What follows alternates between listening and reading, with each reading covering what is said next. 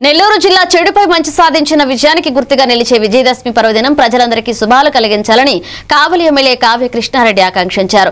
కావలి నియోజకవర్గ ప్రజలందరికీ విజయదశమి పర్వదినాన శుభాకాంక్షలు తెలిపారు.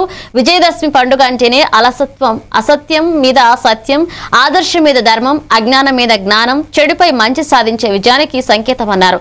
ప్రజల జీవితాలలో ధైర్యం, ధర్మం, నిజాయితీ, మానవత్వం ఎల్లప్పుడూ వెల్లివిరియాలని ఆయన అన్నారు.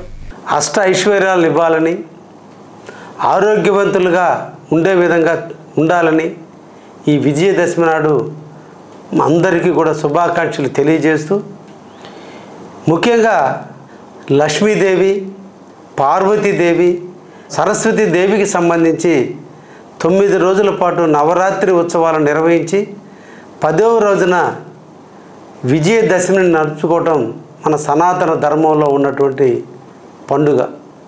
ఈ పండుగ మన అందరి జీవితాలకి వెలుగులను నింపుతూ అభివృద్ధి ప్రదాత అయినటువంటి శ్రీ నారా చంద్రబాబు గారి ఆధ్వర్యంలో ఈ రాష్ట్రం ముందుకు పోతుందని, మనకి, మన కుటుంబానికి, మన బిడ్డలకి ఎప్పుడు ఈ ప్రభుత్వం అండగా ఉంటుందని, ముఖ్యంగా కావలి నియోజకవర్గ ప్రజానీకానికి మన అభివృద్ధి ప్రదాత శ్రీ నారా చంద్రబాబు నాయుడు గారి ఆశీస్సులు మెండుగా నిండుగా ఉంటాయని, మనందరం కూడా వారి చల్లని నీడలో మన ప్రాంతాన్ని అభివృద్ధి చేసుకుందామని మీ అందరికీ కూడా మరొక్కసారి విజయదశమి శుభాకాంక్షలు తెలియజేస్తూ ఉన్నా.